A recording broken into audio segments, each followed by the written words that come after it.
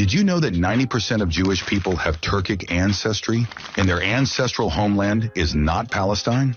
There are so many ethnic groups in the world and none of them is superior to the others. Nobody has the right to say, I'm Turkish, I'm Arab, or I'm German, as if it makes them better. Sometimes, though, a group's language can mislead us. For example, Egyptians aren't Arabs, but they speak Arabic. Or take Dr. Ashrafian, the famous geneticist. After conducting genetic studies on the people of the Iranian plateau, he concluded that all these groups are Aryan, even the Azeris of Iran and Azerbaijan. Now, why have these groups remained Aryan after all these years? It's because of the mountains in this land. Even if parts of this region were ruled by Turks at some point, they didn't have enough influence to change the region's genetics. Only the language of the people changed. Now take a look at South Asia. It's full of mountainous regions, but Central and Northern Asia are completely flat and open. Ancient Turkic peoples originally lived in those flatlands. Their population was very small because life there was tough.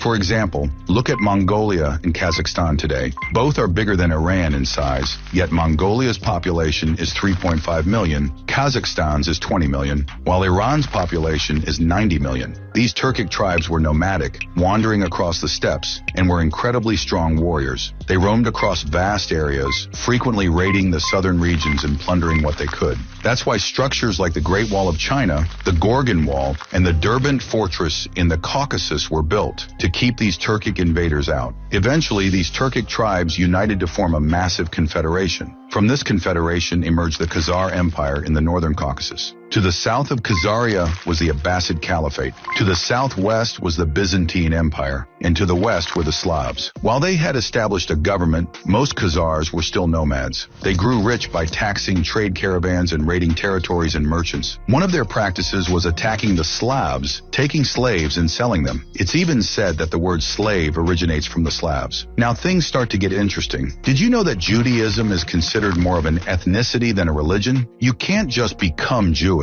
Your mother has to be Jewish for you to be considered one. That's why Zionists claim they're descendants of Jacob and say Palestine is their ancestral homeland. Let's go back to Khazaria. The Khazars were originally shamanistic and polytheistic, but the story gets fascinating in the 800s AD. The ruler of Khazaria decided that, to prevent his empire from being absorbed into the Christian Byzantine Empire or the Islamic Abbasid Caliphate, he would convert to Judaism. Then he ordered his court and his people to convert as well.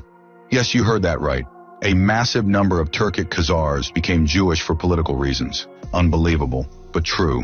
When the Khazar Empire later collapsed under Russian attacks, these Jewish Turks spread across Russia and Europe. Arthur Koestler, a Jewish author, wrote in the 13th tribe that there were originally 12 Jewish tribes and the Khazars became the 13th, though they weren't originally part of the Jewish people. Genetic studies on Ashkenazi Jews, who make up 90% of the global Jewish population, show that their genetic tests reveal they have anywhere from 30% to 70% Turkic genes, and in some cases, even up to 90%. Even Iran El-Hayek, a Jewish evolutionary biologist, stated that the ancestors of Ashkenazi Jews were the Khazars. In reality, Ashkenazi Jews have no connection to the Middle East or Palestine. Take a look at the hats worn by Ashkenazi rabbis. It's another clue about their origins.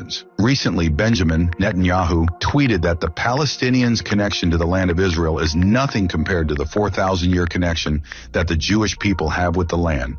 Bro, you're mistaken. If you're looking for your ancestral homeland, head to Russia and the Northern Caucasus. And if you want to go back 4,000 years further, you'll end up in Mongolia and Kazakhstan. Just make sure you take the side road on your way. Godspeed.